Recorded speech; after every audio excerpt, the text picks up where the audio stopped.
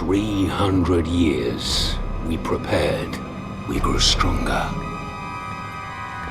While you rested in your cradle of power, believing your people were safe and protected.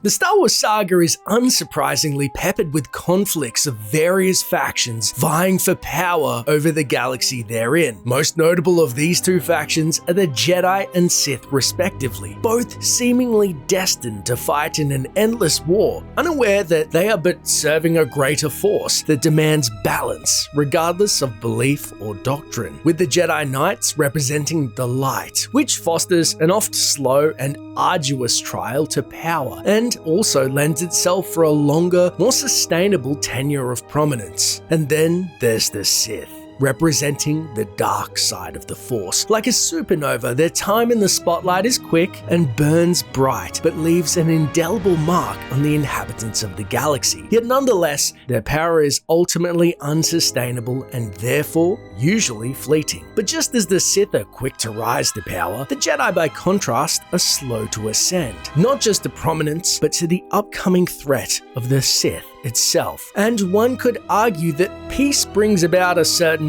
complacency. And so when a true threat emerges, the Jedi have been proven time and again to initially connive at even very direct and overt signs of aggression by those that will soon herald their downfall. In this video, I will not only set out to prove that the longer the Jedi are in power, the more arrogant and dismissive they become, but also why the Jedi are arguably evil by the events of Star Wars: Knights of the Old Republic.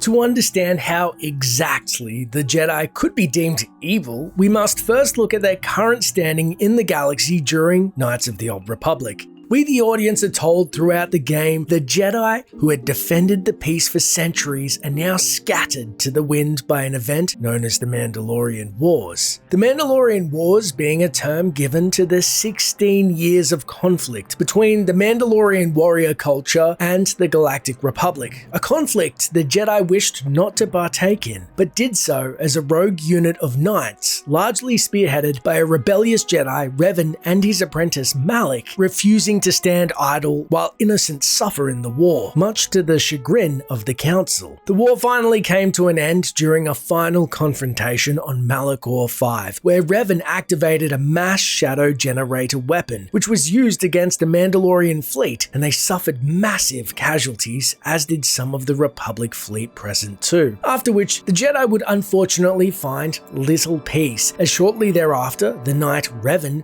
became a Dark Lord of the Sith in tandem with his apprentice Malik, reactivating a weapon of infinite power, the Starforge, and turning it on the very Republic the two had just saved. Knights of the Old Republic opens with a cinematic showing Malik betraying his one-time master Revan and firing on his flagship during a Jedi strike team's assault. With Revan out of the picture, Malik was now free to commence his reign of terror on the galaxy, largely unopposed. The Jedi remnants, however, were forced into hiding as many of their own brethren had willingly joined the newly appointed Dark Lord Malik, and we, the player, find the remains of the Jedi and their council on the planet Dantooine, a husk of their former glory left to lick their wounds. So in a nutshell, the Jedi did a very Jedi-like thing and abstained from war, and are rewarded by now hiding from their own renegade apprentice as he hunts them down. But how exactly does that make them evil versus victims, you ask? Well, if we look at the Jedi's dealings with the inhabitants of Dantooine, who are now largely under their care, the Jedi's inaction on Dantooine largely mirrors their own inaction during the Mandalorian Wars, and the evidence is actually pretty grim. You've been holding out on us again. Since you haven't given us enough money, I guess we're gonna have to take it out of you piece by piece. No, please! Take my wife and children instead. Anything! Wife and children. Sounds like a good idea. The Mandalorian victims. When first exploring Dantooine, we're met with several denizens who are looking to the Jedi for aid, and mostly their pleas fall on deaf ears. The main blight of the peoples remarkably seems to be the Mandalorians themselves. The Mandalorians are brazenly killing locals and doing unspeakable things to their families. How are Mandalorians allowed to be near a Jedi enclave of all places and terrorize settlers unabated? Well, according to Master Rook, they've been harmless up till now. It is tragic that someone had to die before we took action. We know that's a lie. I mean, how did Sharuk, the Mandalorian leader, get a Jedi's lightsaber without killing them? One thing I do remember, when those dogs killed my Ilsa, is that their leader was a giant of a man who wielded a lightsaber. Mandalorians have never been open to your ways. They are much too barbaric and violent. Practical. I rather think that it may have been from some poor Jedi he had slain before. Also, one farmer is having troubles of his own, and in a hidden speech will tell you all is not as it seems. Ever since the Republic beat them years ago, little groups have been roaming all over the place. They're pathetic.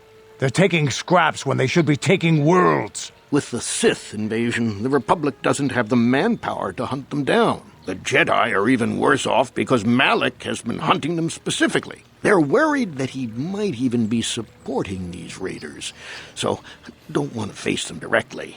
That puts us in a kind of hard situation. Is there anything else I can help you with?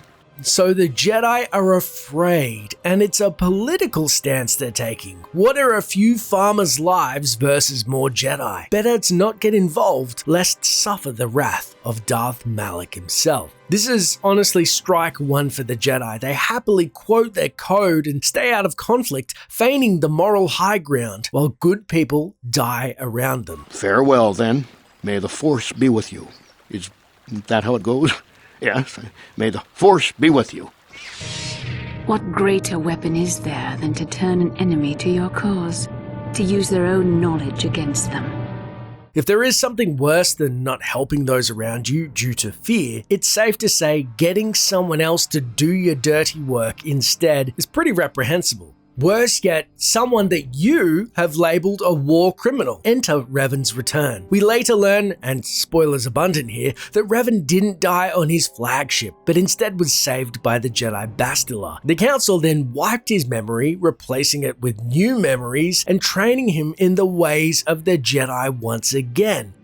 I am honored to welcome you fully into the Jedi Order. Although their gambit did eventually pay off on paper, this is a truly horrific plan in idea or execution if you just look at it logically. The Jedi spend the better part of the Mandalorian Wars rebuking Revan, hiding in their little holes, and his followers. Then he becomes a hated Sith Lord, and the Jedi think, we've captured him. What are we going to do? Kill him? No, let's retrain him under false pretenses. What possibly could go wrong? Although this in and of itself is pretty appalling, especially as they execute said plan from the safety of their enclave, it begs the question, is this just another excuse to not draw the ire of the Sith? How can the Council ever take me back with what I have done? Striking my master down in anger is unforgivable. We've seen the Jedi avoid conflict, use ex-war criminals as pawns. However, I saved the most heinous act for last. The Jedi then decide to test their ex-Sith puppets' loyalty, not on one, but two innocent Jedi. Enter Juhani. One of the first tasks as a newly minted Padawan is given to Revan was to hunt down a rogue Jedi in a dark grove. The Jedi's name is Juhani of the KOTOR species. Grief-stricken, we find out Juhani has fled to the grove, turning the local Cathans with the dark side and attacking any stragglers who cross her path, as she believes she is irredeemable, as she allegedly had struck down her master in a training exercise. Now, when approaching her, she attacks you on sight. I will be your doom! However, upon besting Juhani in combat, she reveals her regret, and that she indeed has killed her master. I struck her down in the middle of training, consumed by my anger, embracing the power of hate. Which gives us two options. The first is you can choose to put down Juhani as judge, jury, and executioner, which does seem fair. I mean, she was on a murderous rampage, first her master, then the other poor passers-by, and even the local fauna. But when we return to the Jedi Masters, they question if she could have been redeemed in a cough-cough moment, as Revan had committed far worse atrocities. It is most regrettable, that Juhani could not be saved. Heed her example. All are susceptible to the lure of the dark side. We must always remain vigilant against it. However, if we are dark side and ultimately lie to the Jedi, they will accept that Juhani was too far steeped in the dark side and needed to be put down. However, that's not true. This is a reprehensible omission from the Jedi, because if we instead choose to redeem Juhani, we find out she never even killed her master. She just lashed out in training, and here's where things get bleak. The Jedi send an ex-Sith to hunt down a practically innocent woman to see how much Revan is in there. They will then feign ignorance if you decide to kill her. She struck her master in anger during her training and injured her greatly. But it was Quatra's choice to test Juhani this way, and it seems to have made its point. But 3, this is where it gets juicy. We find out that Juhani, if you play a female character, is romanceable in the game, and it just so happens she was rather close with a Jedi student, Balaya. Or, in Balaya's words, Juhani was a dear companion to me for many years. We spent many nights together alone under the stars. That will never happen again, thanks to you. Curse the Council for sending you, of all people, to speak to her. Could you have done nothing else? So they were most likely lovers, or close friends at the very least. Balaya wants to help Juhani, but the Council had forbid it. So if you return to a grief-stricken Balaya when you'd killed Juhani, not only does she quit being a Jedi, Likes of you. Get out of my sight. The very thought of the Council and of you makes me ill. but you find her later at the entrance of the Sith Academy on Korriban and have to kill her to progress. There's no other way around it. I am Balaya, once of the Jedi, but now of the Sith. It was your murder of Juhani that placed this bitter blackness in my heart. I couldn't touch you on Dantooine, but I can here. The Sith have taught me the power of freedom and revenge. For Juhani! The poor girl is fated to die in a heap in front of starving Sith candidates like a crumpled and used tissue. That's not just one, but two innocent Jedi the Council threw at Revan as a sick social experiment. Juhani has been redeemed, and you have passed your final test. Congratulations, apprentice. Or should I say, congratulations, Padawan. You have proven yourself worthy of joining the Jedi. Let me be the first to welcome you as a full-fledged member of our order. In conclusion, the Jedi in KOTOR have shown that they are stalwart when defending their codes. However, only when it suits them. Or in the immortal words of Kreia. So you will do nothing?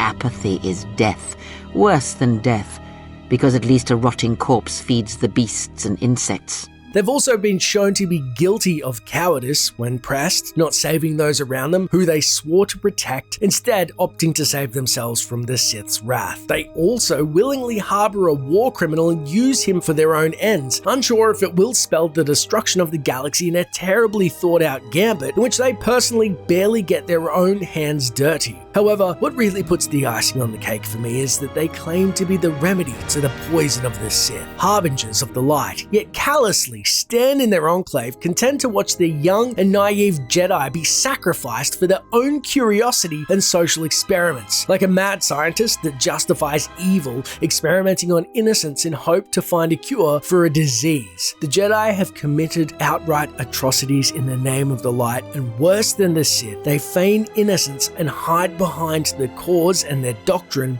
yet condemn people like Revan for his own sacrifice to attempt to save the galaxy. That's it for the video. If you agree that the Jedi are evil or not, let me know in the comments below. Please like and subscribe, plus hit the bell for notifications for other awesome Star Wars and RPG content. As always, thanks for watching, and until next time, Traveler.